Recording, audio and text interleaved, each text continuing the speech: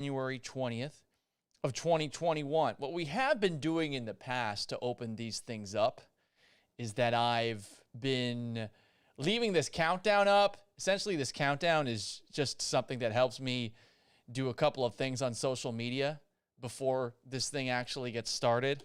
And right now, I am legitimately just filibustering so I can go to my Facebook and I can turn on the audience to public entirely so that I can have your comments on my personal Facebook page actually show up in Restream.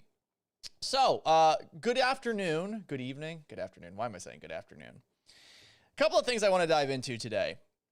We've been talking a whole lot recently about race in the NFL, especially when it comes to head coaches. And with good reason. It's something else that we have as few black coaches and minority coaches in a league that's so predominantly black. And I think that over time, it is going to change, even though there are less black head coaches today than there were a couple of years ago. I'm not about to make a bunch of excuses for it. It's honestly kind of ridiculous. This isn't me being outraged about it. It just doesn't really seem to make a whole lot of sense. Wouldn't you, as someone playing in the league, want to have somebody like you coaching? Well, if the league is predominantly of one race, then personally, I feel like I might be more inclined to have somebody who has been through some of the same experiences that I have been through growing up. It's not necessarily the end-all be-all, and of course, in any profession, in any job, it's supposed to be about the most qualified person. But the funny thing is, that's not really how that works, right? How often does the most qualified person get a job? I don't think it's that often. I'd like to think it is. I'd love to think that the reason that I'm here in Seattle at 710 ESPN Seattle is because I am more talented than every other radio host in the country. But it also is about who you know. Am I going to act as if I had a really strong relationship with Mike Salk and Kyle Brown before they brought me out here and I spoke with them for the first time? No, but at the very least, they knew me and I knew them to an extent. You get to know people over time, and those strong relationships ultimately are usually what ends up determining whether or not somebody is going to hand you some sort of employment. And that's the tricky thing in the NFL, because the NFL is, I think, like a lot of other industries, except for perhaps it's a little bit more so, in that there's a lot of, some people would call it cronyism that goes on, but there's certainly a good old boy system. Now, take a look at what you've got with Washington football team. Washington football team has Ron Rivera as head coach. They just hired Marty Herney to be their general manager. Marty Herney was a general manager who worked with Ron Rivera when he was in Carolina. I mean, he was very recently Carolina's general manager. Oh, wow. Surprise, surprise. Ron Rivera, who's in charge of everything, brings in a guy that he knows very well. And it does lead us to sometimes look at that and say, well, hang on, is that actually the most qualified person that's getting the job? If you take a look at the Carolina Panthers over the last couple of years, maybe not the most impressive job of roster building. Lots of contracts given out that perhaps were not smart. Some of that you can point to, I think, Dave Gettleman with that. But that's one of the things that takes place in all facets of employment. People are going to get jobs that they're not qualified for. And it makes you angry, whether or not it has to do with race, but it's just a reality, unfortunately. This is not me trying to explain it away. Again, I don't know how it goes away in the NFL, even though it seems that in this profession compared to others, there's a lot more of a public outcry for the hiring practices to change. And really, I don't know what can be done to stop people from hiring other people that they like. I know that the Rooney Rule was put into effect where teams are supposed to interview minority coaches and give them a actual fair shot at getting the job. But we all know that has sort of become a ceremonial gesture.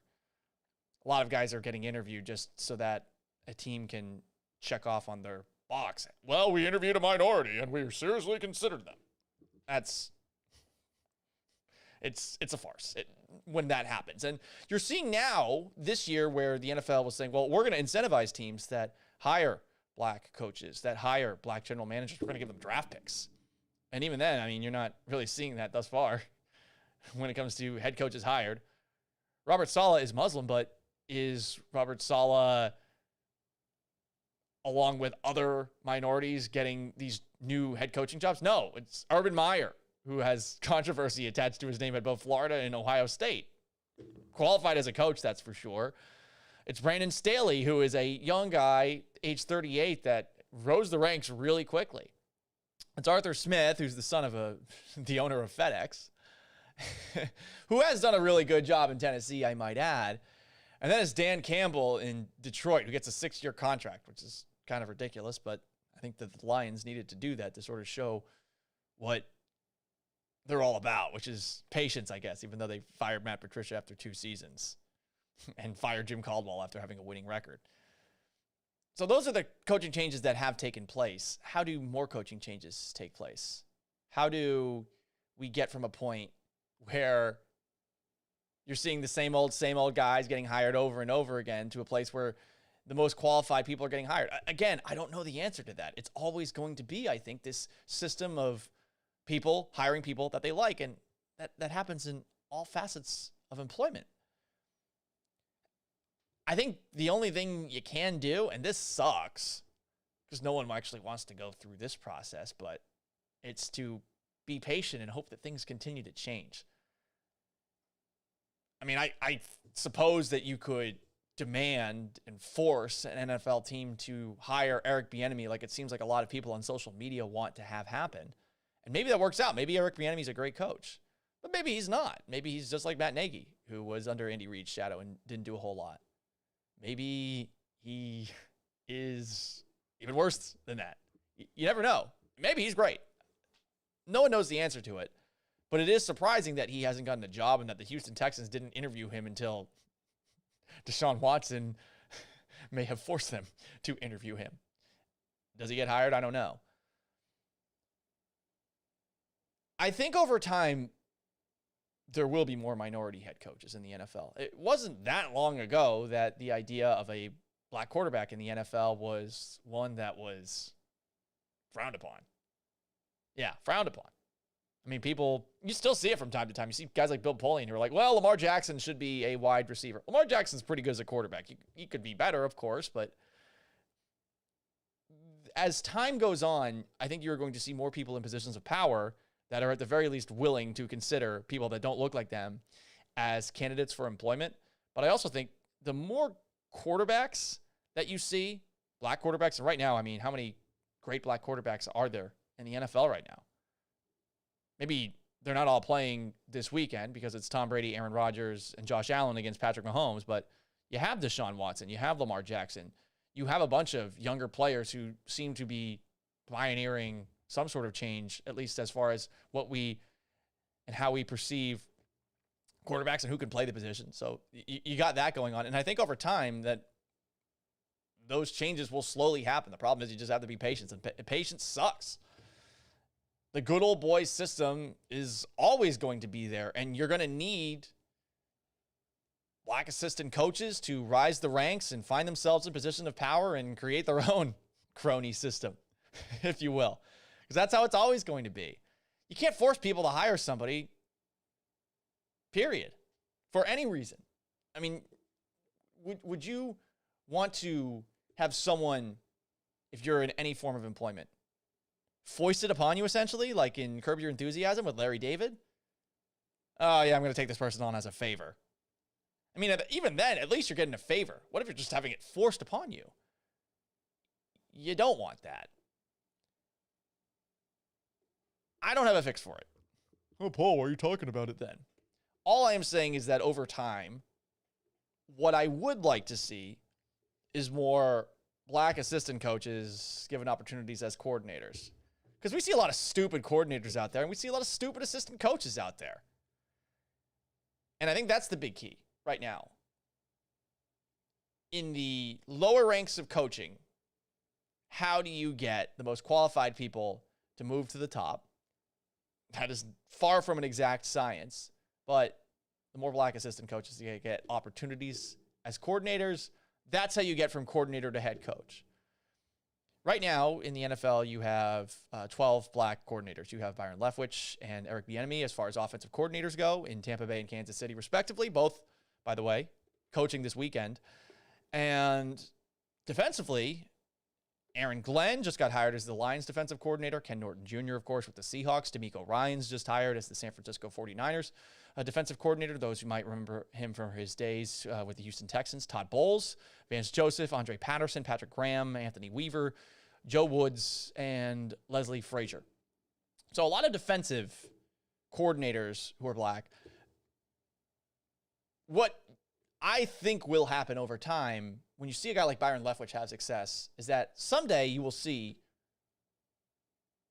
former quarterbacks, black former quarterbacks, slowly move up the ranks and maybe get opportunities in that offensive coordinator role. It's going to take time, though, and I understand the frustration that's taking place this offseason over it. Like, I get it. It sucks that you have to sit back and wait and have all these weird people that are explaining, well, actually, this is why he didn't get the job, X, Y, Z. I'm not trying to do that right now. I hope it's coming off that way. But I just don't see how you can get rid of cronyism. And I mean, that's even a harsh term to call it. I don't know how you get rid of people giving people that they know jobs. That's always going to be an aspect of any terms of employment. So there you go. What else do we have here as far as my takes before we get to your questions? Ask Gallant anything. Let's go to Phillip Rivers retiring. So Phillip Rivers retired after 17 years. Phillip Rivers is one of my favorite characters in NFL history, a guy who never swore. How? That's all I'll ask on that front. A guy who has 9 kids. How? Doesn't seem very fun as someone who doesn't really want to have a kid anytime soon. He reminds me of an incredible football team that no one is ever going to remember. Does anyone remember the 2006 San Diego Chargers? The 2006 San Diego Chargers were 14-2. They started off the season 4-2. They won the last 10 games of the regular season. They had the number 1 seed in the AFC playoffs, ahead of Peyton Manning and the Indianapolis Colts, ahead of, on top of that, Tom Brady and the New England Patriots. They were the 3 and the 4 seeds, respectively. It was a very loaded football team, and Phillip Rivers was the quarterback of it. And that Chargers team was a dreadnought. They are one of the best football teams that we have seen in the last 20 years or so. I would say they're right up there, maybe not at head coach, but they're right up there with the 2007 New England Patriots of the very next season. And Rivers and this Chargers team, in the first round of the playoffs, they played the New England Patriots. They should have beaten the New England Patriots. Even as a Patriots fan, I will admit that they were a way better football team. And they lost that game. And I still, for the life of me, can't figure it out. Because that Charger team that won its last 10 games had Phillip Rivers. Rivers, good quarterback. Not a great quarterback at that point, but a good quarterback. He was a Pro Bowler at the very least that season. LaDainian Tomlinson, in the midst of an 1,815 rushing yards, 28 touchdown season. One of the best seasons that a running back has ever had in NFL history. And by the way, he also had 56 receptions and 3 touchdowns that way. 31 total touchdowns. Michael Turner as a backup.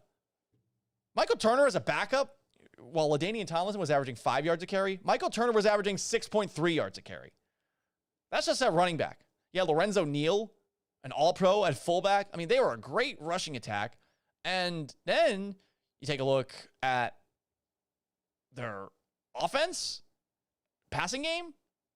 Antonio Gates. He had an incredible season for the Chargers that year. He was a revelation. At wide receiver, they were okay. And I think Vincent Jackson was probably their best wide receiver. He was young at that point in time, but they were loaded on offense. Defensively, they had some really good players too. You had Quentin Jemmer at cornerback, but specifically the guys who were the scariest. You had Sean Phillips, who in 14 games had 11 and a half sacks. And you had Sean Merriman, 22 years old, who got popped for PEDs in that season. In 12 games, roids or no roids, Sean Merriman had 17 sacks. 17! And this football team took on a New England Patriots team, and they had him beat. Marlon McCree intercepts Tom Brady late in the game, and Marlon McCree fumbled. And I really do wonder what would have happened if they actually had won that game, because this was a football team that owned the Indianapolis Colts in the 2000s. The Chargers were just better than Peyton Manning and those Colts whenever they played against them. They beat them in the midst of a season where the Colts were trying to go undefeated. They beat them the next season in the playoffs on the road. The Chargers just always had the Colts number. And they would have played the Colts in the 2006 AFC Championship game. They would have had a home game for that game. But they weren't able to get there. Marty Schottenheimer got fired after the game.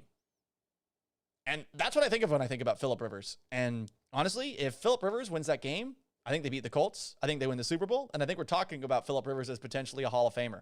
Now, or not. It's crazy what one game can do for you. He put up great statistics. He played in the NFL for a really long time. I don't think he's a Hall of Famer because he didn't win a Super Bowl. Now, I do think he will get into the Hall of Fame because everyone seems to get into the Hall of Fame these days. What else do we have here? Oh, yeah, Conference Championship weekend. Look, I'm not going to make predictions on this one. I'm excited for it. I'm just going to tell you about my own personal man crushes. You guys, for the most part, know I love Tom Brady. I love Rob Gronkowski. But there are two guys on the Buffalo Bills who I really love. First off, John Brown. I think John Brown's a poor man's T.Y. Hilton. He is a small yet extremely fast wide receiver. And for whatever reason, I have just always really loved his game. But the guy that I really like this weekend, Sean McDermott, the head coach of the Buffalo Bills, is a guy that I was raving about going into the Seahawks game against the Buffalo Bills in the middle of this year. That guy's one of the best coaches in the NFL. And to see what he has taken that team from, along with Brandon Beane, from a couple of years ago, remember, they're in the playoffs, they're playing Blake Bortles and company. It's Tyrod Taylor on the field at quarterback. They had no hope in that game. They bring in Nathan bleeping Peterman, who was awful and still has a job somehow in the NFL. That Bills team went from that point to, honestly, being, I think, the most complete team in the NFL right now. Buffalo's defense has significantly improved as the season went along. And honestly, with Sean McDermott in charge, that's not surprising.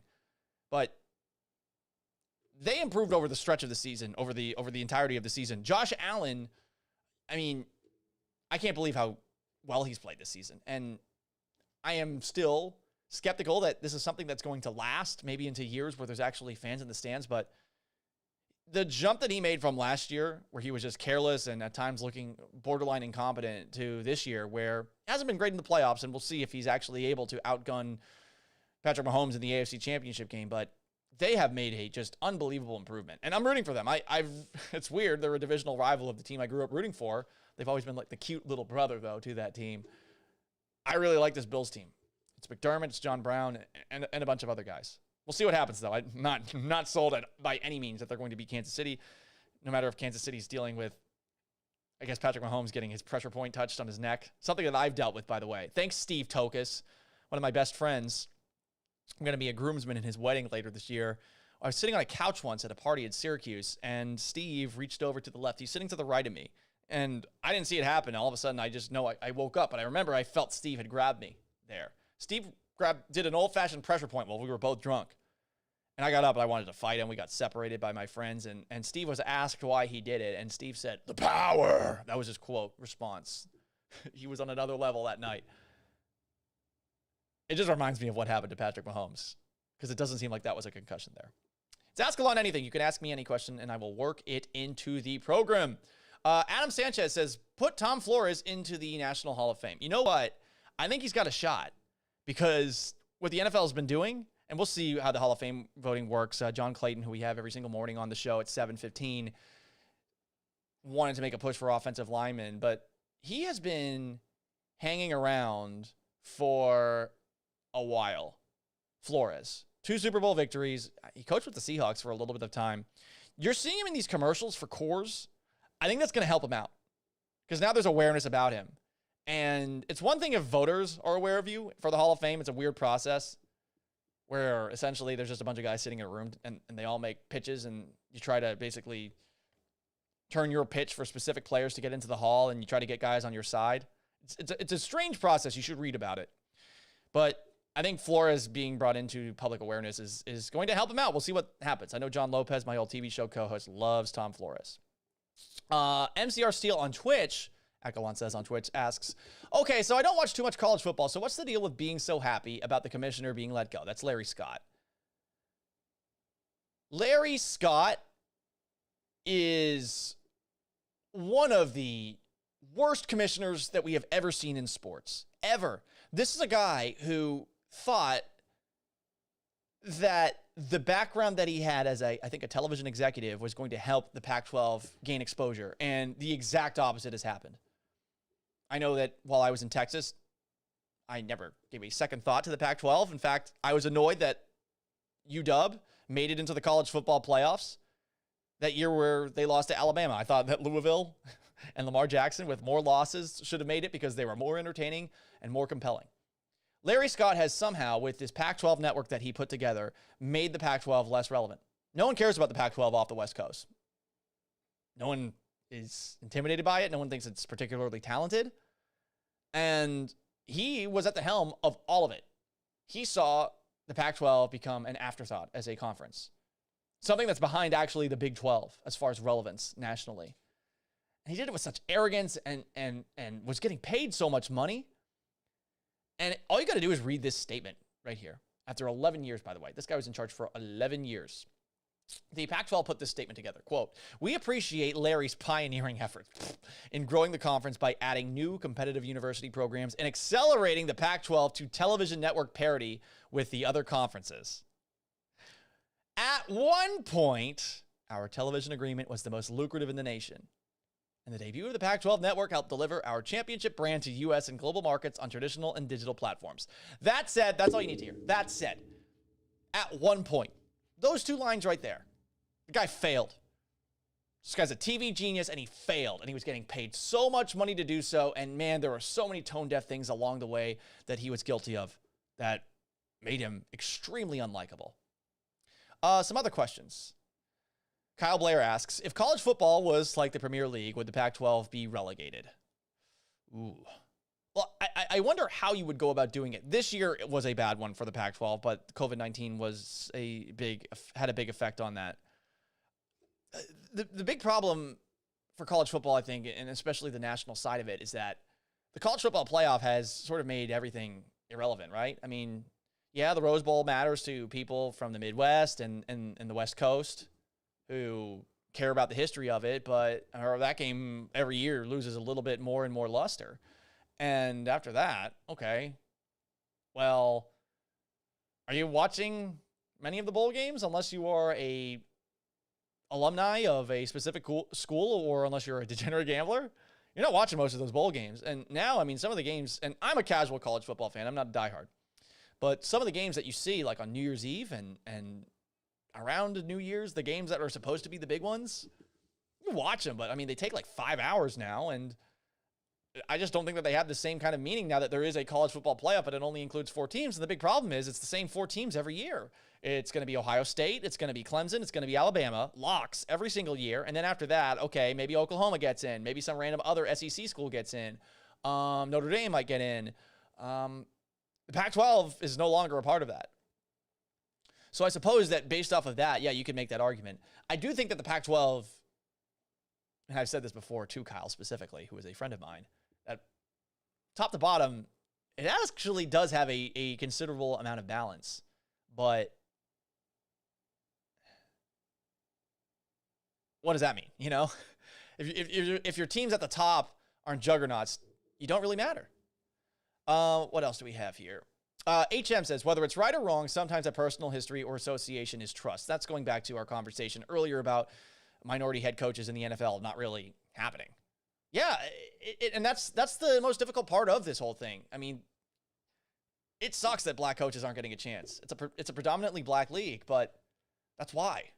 And you can't really change that. Like, no matter what incentives that you throw in there, you can't force someone to trust somebody that they don't know, even if that person is infinitely more qualified than a person that actually ends up getting the head coaching gig. It's stupid, but I mean, this is every element of life. Eric Eric says, as a Texans fan, I hope Eric Bieniemy is enough to keep Watson, but I'm still worried. I think the Texans would, well, hang on. This isn't, I think. This is obvious. The Texans would be stupid to trade Deshaun Watson. Stupid, and they can't. Period. End of story. Deshaun's unhappy. Tough, you-know-what skis. This isn't the NBA. Good luck forcing your way out. If he goes, the entire organization goes to shambles for years, and that would really mean Cal McNair would need to walk away from the team if they traded Deshaun Watson. Like, this is the last thing that you have. This is the only salvageable thing that you have out of this entire situation. You should obviously move on from Jack Easterby, who is a charlatan. I am not someone who is religious. I am made very uncomfortable by people that act extremely religious, among others. It makes me really uncomfortable when, especially, it seems like they are doing it in a duplicitous way. And from all accounts, I don't know Jack Easterby personally, but everything that I read and hear, I mean, the guy just sounds, to be polite, squirrely at best, if not weaselly. We're just going through rodents and other, what the hell is a weasel? I don't know. Whatever the case, ferret? No, that's not the type of animal. Whatever the case, the guy makes your skin crawl. Joel Osteen makes my skin crawl. There's a reason I've blocked him on Twitter. Partially as a joke, but also because I just don't want to see him on my timeline, because there's a part of me that can't really believe all that he says. But at the very least, Joel Osteen is, to my knowledge, not using religious influence to climb up the ladder of a corporation. And that's what it seems like Jack Easterby did. He needs to go, period. End of story. If Cal can't see that, I think he's stupid, period. What else do we have? Tristan asks, do you think Seattle is going to trade for J.J. Watt? I don't think you should trade for J.J. Watt. I like J.J. Watt a lot. I have a helmet that is right there that is autographed by him. There's a Sports Illustrated cover that I have too, which says 99 Problems. It talks about J.J. Watt, and of course, I think this was going into the 2016 season, 2015 season, after the year where he was borderline MVP. Seattle doesn't have anything to trade right now. And I think it's going to take a king's ransom to get J.J. Watt anywhere. And also, I don't know that J.J. Watt's the same player anymore. So if you only have a second-round pick, no first, no third, and you don't have a whole lot of cap space, do you want to trade for a guy that's aging and hasn't been providing that much of an impact on a pretty bad Texans defense? No, I don't think so. So I'm out on that. Zach P says, Paul, I downloaded and made a YouTube account just to be able to chat. Well, thank you, Zach. I appreciate that. You watched any Coug basketball? I have not watched a lot of Coug basketball. In fact, I have not watched a whole lot of college basketball, period. One of the games that I was most excited for was Gonzaga against Baylor, and that game got canceled. I woke up early for that. I sleep in on the weekends. I don't like all these early start times. I'm still getting used to it, but when you wake up 4:30 every single day of the week, you kind of get to a point where you pick and choose what you're actually going to wake up early for.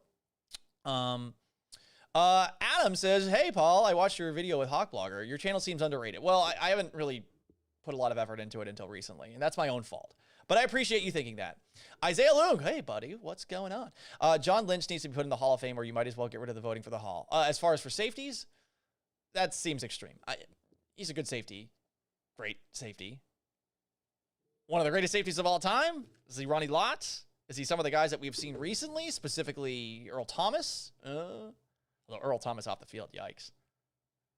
And also, I think John Lynch had a better close to his career. He had the time in Denver. Yeah. Listen, he'll probably get in. I don't know that he's going to be first ballot, because this year, definitive first ballots, there's Calvin Johnson. Hang on a second. Who the heck is up for the Hall of Fame? I should probably know that off the top of my head.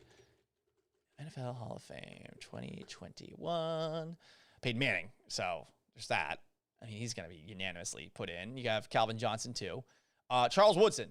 Like, those three guys are in, period. Then after that, the other nominees are guys like Jared Allen. He was number 69. Nice.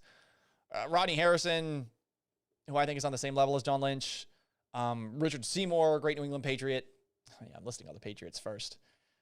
The guys who are definitively going to get in are Peyton Manning, Calvin Johnson, and Charles Woodson. I think after that, it's entirely subjective and based off of who you know and who you cover.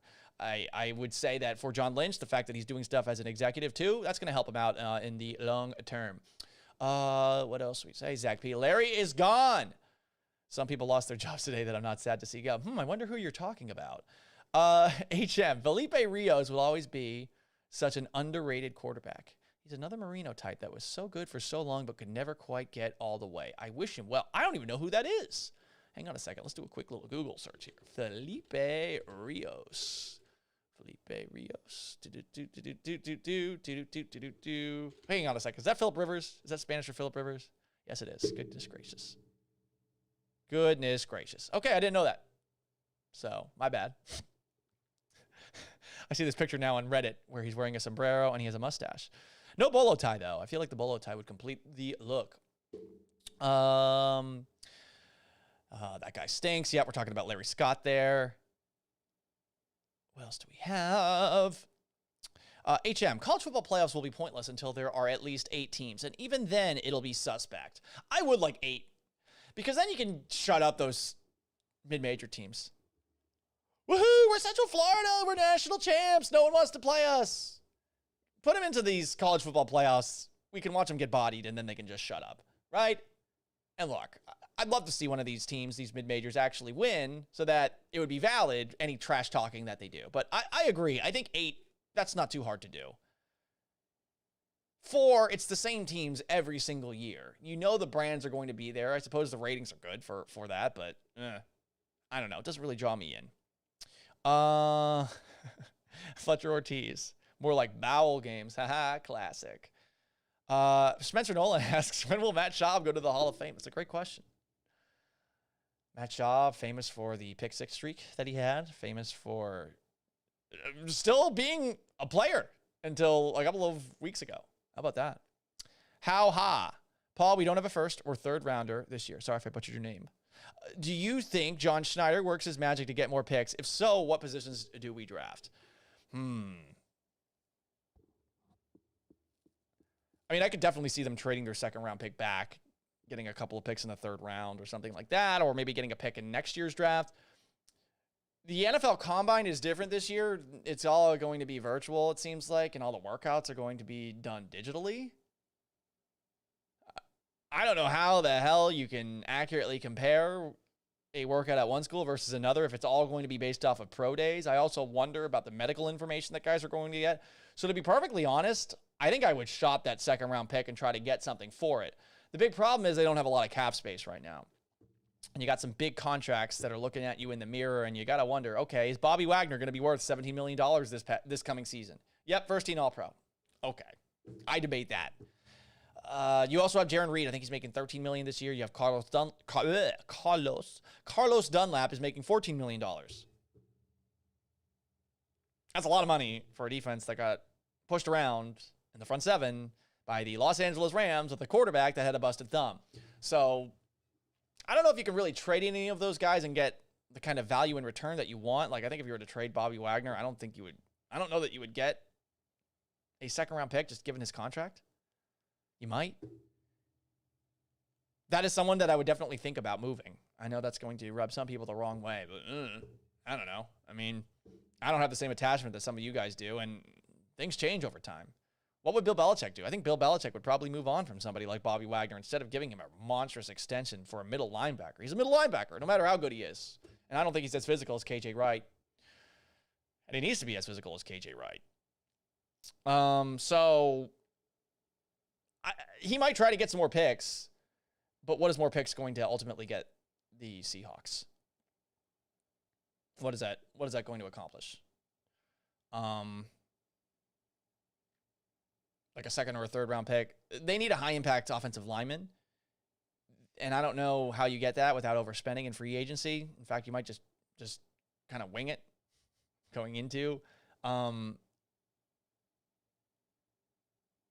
You might actually just wing it as far as your offensive line and just go with the same offensive line that you had this past season, which I honestly wouldn't advise. Hopefully the offensive coordinator for the Seahawks that's next would actually, I don't know, be good as far as getting Russell Wilson to roll out of the pocket and stuff like that. But I don't know. We'll see. It's going to be tough for the Seahawks to make upgrades this offseason without making some changes themselves first.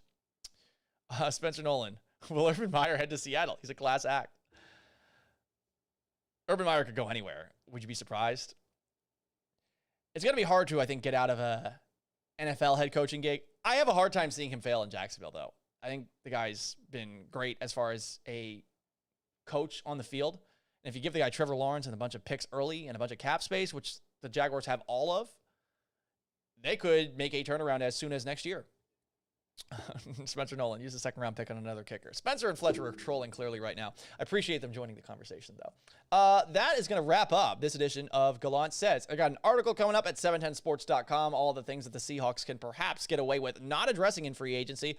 Also, another episode of Getting to Know Seahawks Twitter is coming. It'll be probably up either tomorrow afternoon, depends on when I have time to edit it. I talked with Eric Eager of Pro Football Focus. Pro Football Focus is a confusing website, a website that I've had a whole lot of doubts about. But talking with Eric, he shared some light as far as just what goes into the sausage at Pro Football Focus. And I think the way I am now, I think you will be looking at the website in a totally different light going forward. I appreciate all of y'all tuning in. If you don't follow me on Twitch, it's Gallant Says on Twitch. It's youtube.com/Paul Gallant, my YouTube channel. Facebook.com/Paul Gallant Sports, Twitter at Gallant Says. Thank you so much. So long, farewell. You will hear me tomorrow morning at 7 o'clock a.m. on 710 ESPN Seattle with Danny.